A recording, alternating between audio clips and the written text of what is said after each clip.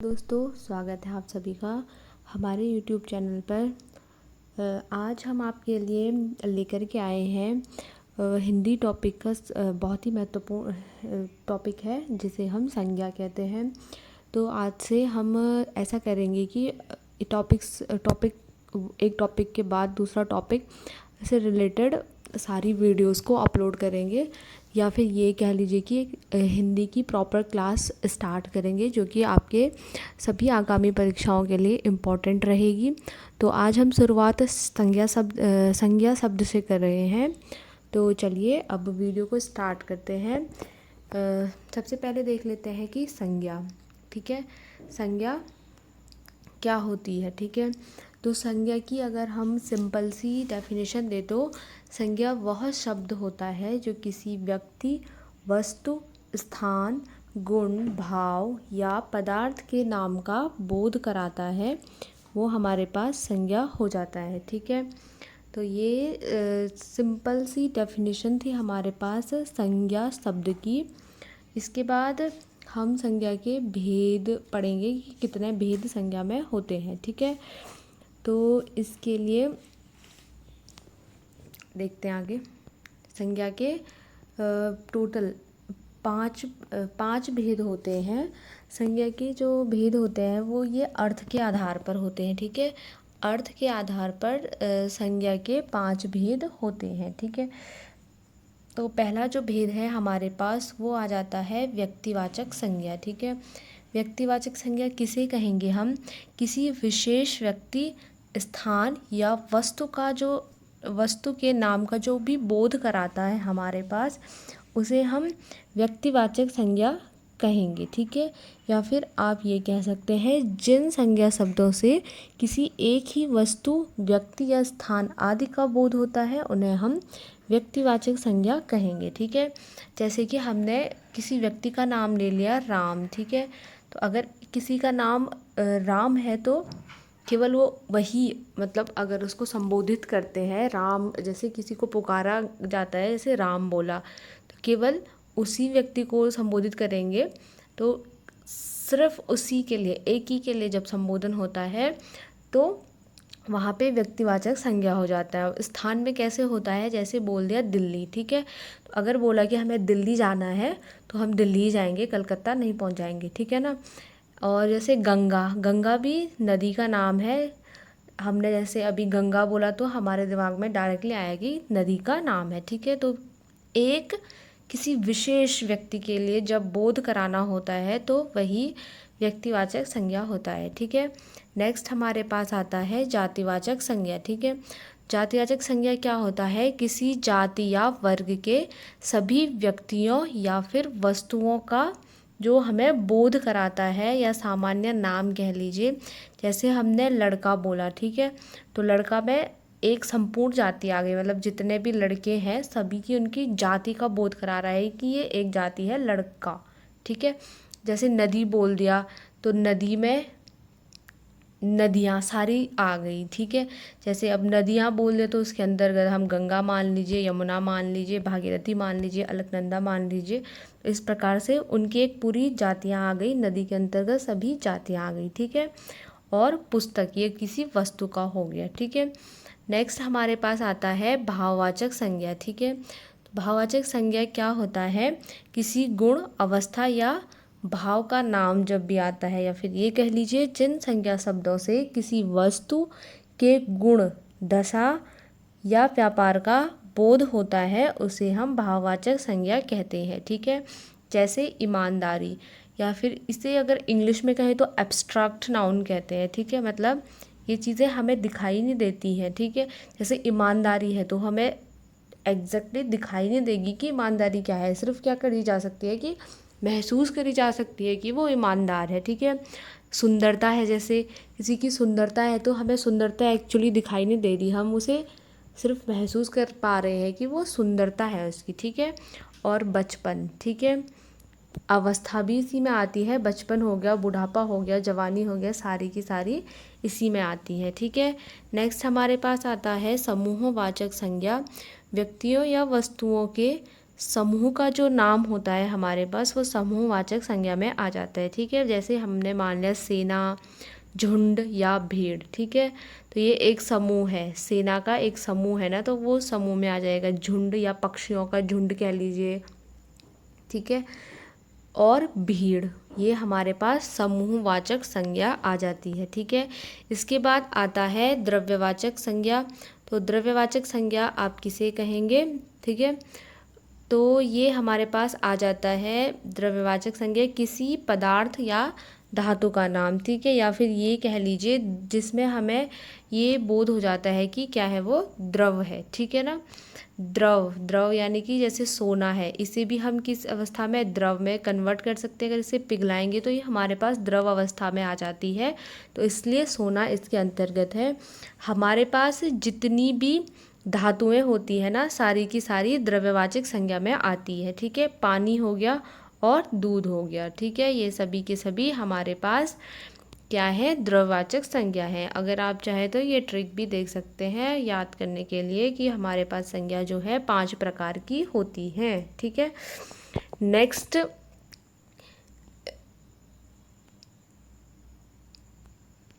हम थोड़ा डीपली पढ़ेंगे यहाँ पे। ठीक है, अब ये तो बेसिक से कंसेप्ट थे, अभी यहाँ पे हम मैंने डीपली लिखा हुआ है। ठीक है, कि व्यक्तिवाचक संज्ञा बनाम जातिवाचक संज्ञा। ठीक है, कैसे, देखिए अब किसी वर्ग, जाति या समूह के सभी व्यक्तियों ऑब्लिक वस्तुओं का सामान्य नाम जो होता है वो हमारे पास क्या होता है, जातिवाचक। जैसे हमने बोला नदी, तो यही वही अभी बताया ना अभी कि दुनिया की सारी नदियों का बोध इसमें हो गया है।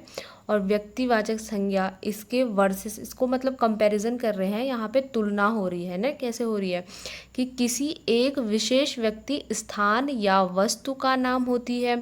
ठीक है, जैसे हमने अभी जाति बोली इसकी नदी है ना, तो यहाँ पे हमने लिख लिया गंगा। ठीक है, तो जो गंगा है उसकी जाति क्या है कि वो एक नदी है। ठीक है, एक विशेष नाम है, यही हमारे पास व्यक्तिवाचक संज्ञा इसमें कन्वर्ट हो गया है ना। नेक्स्ट आते हैं जातिवाचक का व्यक्तिवाचक के रूप में प्रयोग कैसे होता है। ठीक है, जब कोई जातिवाचक किसी विशेष व्यक्ति के लिए रूट यानी कि फिक्स हो जाता है, तब वहाँ पर हमारे पास व्यक्तिवाचक संज्ञा बन जाता है। ठीक है, जैसे उदाहरण हमने ले लिया कि पंडित जी भारत के प्रथम प्रधानमंत्री थे।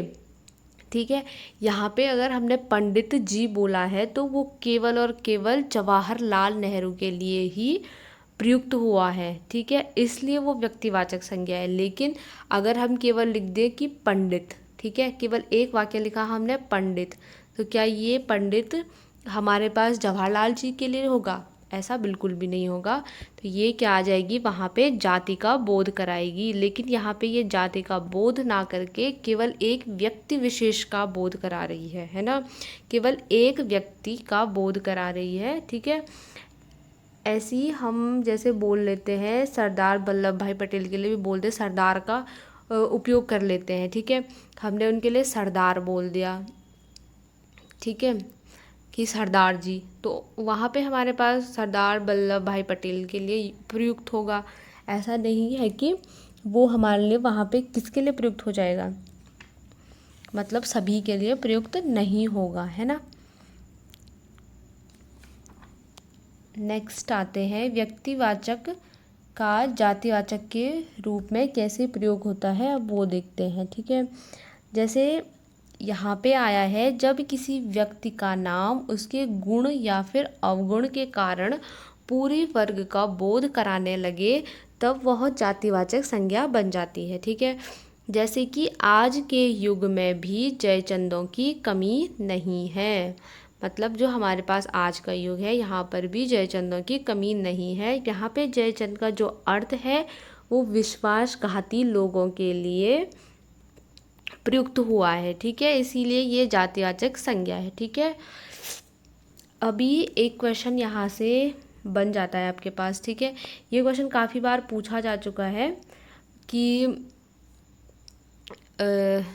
इसमें कौन सी संज्ञा हमारे पास आ जाती है। तो आप लोगों को ध्यान में रखना है कि इसमें जयचंद आ गया, कई बार कन्फ्यूज़न हो जाता है कि जैसे जयचंद आ गया, नाम आ गया, ठीक है, तो हम व्यक्तिवाचक पर टिक कर देते हैं, लेकिन ये गलत होगा। यहाँ पे जयचंद केवल एक सिंगल व्यक्ति का नाम ना करके अपने अवगुण के कारण विश्वासघाती होने का बोध कराता है, इसीलिए ये क्या हो जाएगा आपके पास, जातिवाचक संज्ञा हो जाएगी। ठीक है, सामान्य, ये याद रखने की ट्रिक है आपके लिए। जैसे सामान्य नाम हो तो वो जातिवाचक है, किसी विशेष का नाम है तो व्यक्तिवाचक है, जाति है एक विशेष व्यक्ति, व्यक्तिवाचक है, व्यक्ति पूरे वर्ग का अर्थ जो होगा वो जातिवाचक होगा। संक्षेप में या फिर ये बता लीजिए, सिर्फ इतना सा याद रखना है कि जो सामान्य नाम है वो हमारे पास जातिवाचक है, जैसे कि नदी, ठीक है, और विशेष नाम है वो व्यक्तिवाचक है, जैसे कि गंगा। ठीक है, फिर आता है भाववाचक संज्ञा के निर्माण। ठीक है, कैसे हम इसे निर्मित कर सकते हैं।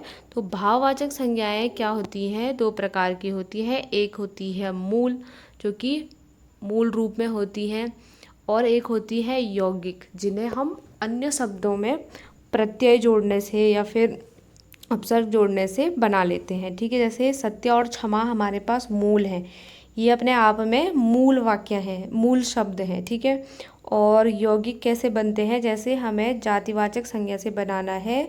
जातिवाचक संज्ञा अभी बता दिया था, ये आप फिर से डेफिनेशन पढ़ लीजिए कैसे बनती है।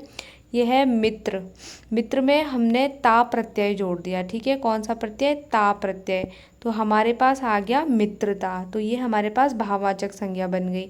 अब बच्चा है, बच्चा जातिवाचक संज्ञा है, और बचपन ये हमारे पास भाववाचक संज्ञा हो गई। ठीक है, देव में त्व प्रत्यय जोड़ने से क्या आ जाता है, देवत्व, तो ये हमारे पास भाववाचक संज्ञा जातिवाचक से बनी है। ऐसी सर्वनाम, सर्वनाम शब्दों से भाववाचक संज्ञा बनती है। जैसे हमने बोला अपना है तो अपनापन या अपनत्व। ठीक है, निज से हो गया निजता या निजत्व। ठीक है, नेक्स्ट आता है विशेषण, गुण या विशेषता बताने वाले शब्दों से भाववाचक संज्ञा कैसे बनती है। जैसे हमने सुंदर, जैसे बोल लिया कि सीता बहुत सुंदर है। ठीक है, तो यहाँ पे ये सुंदर क्या है, विशेषण है, तो इसमें हमने ता प्रत्यय जोड़ा तो ये सुंदरता बन गया, यानी कि भाववाचक संज्ञा में कन्वर्ट हो गया। ठीक है, सौंदर्य, सौंदर्य भी कह सकते हैं। जैसे मीठा, मीठा से भाववाचक संज्ञा मिठास बन गई। ठीक है, वीर से वीरता या वीरत्व। ठीक है, नेक्स्ट आता है क्रिया से कैसे बनती है। क्रिया काम बताने वाले शब्द होते हैं। जैसे थकना, में थक गया, थकना। ठीक है, थकना से जो भाववाचक बनेगी वो थकान बन जाएगी। लिखना से लिखाई या फिर लेखन बनेगा। खोजना से बनेगा आपका खोज। ठीक है, नेक्स्ट है आपके पास अव्यय। ठीक है, अव्यय क्या है, अव्यय जो शब्दों के बीच में संबंध बताता है। ठीक है, जैसे हमने बोल दिया दूर है, निकट है, या फिर ऊपर है, नीचे है। ठीक है, ऐसे दूर से अगर भाववाचक संज्ञा बनानी हो तो दूरी हो जाता है, निकट से क्या आ जाता है, निकटता। ठीक है, याद रखने के लिए यहाँ पे एक छोटी सी ट्रिक्स आपके पास है कि जाति का भाव ता त्व होता है। ठीक है, जैसे मित्रता, देवत्व।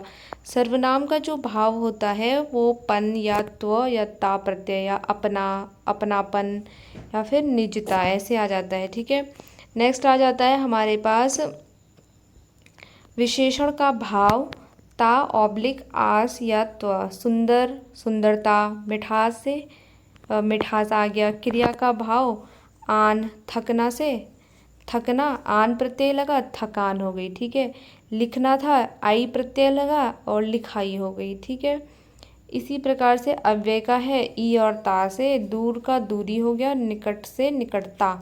ठीक है, इस प्रकार से हम भाव किसी भी अन्य शब्दों से, यानी कि अव्यय से, सर्वनाम से, जातिवाचक संज्ञा से, विशेषण से, क्रिया के भाव से हम भाववाचक संज्ञा का निर्माण कर सकते हैं। तो कई बार ये भी आपके पास एग्ज़ाम में पूछ लिए जाते थे है। ठीक है, तो ये थी आपके पास संज्ञा से रिलेटेड बेसिक से क्वेश्चंस थे और इजी लैंग्वेज में समझाने की कोशिश की है मैंने। आई होप आप सभी लोगों को ये समझ आया होगा।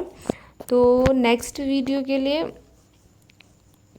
बताइएगा कमेंट में कि आप किस टॉपिक पर चाहते हैं नेक्स्ट वीडियो, ठीक है। तो आपकी नेक्स्ट वीडियो उसी टॉपिक पे आ जाएगी, ठीक है। या फिर ये मान लीजिए आज से हमने हिंदी की एक नई सीरीज़ स्टार्ट करी है, तो सीरीज़ को अपने दोस्तों में भी शेयर कीजिए, और वीडियो आपको पसंद आया हो तो लाइक ज़रूर कीजिए, ठीक है। Thank you so much for watching.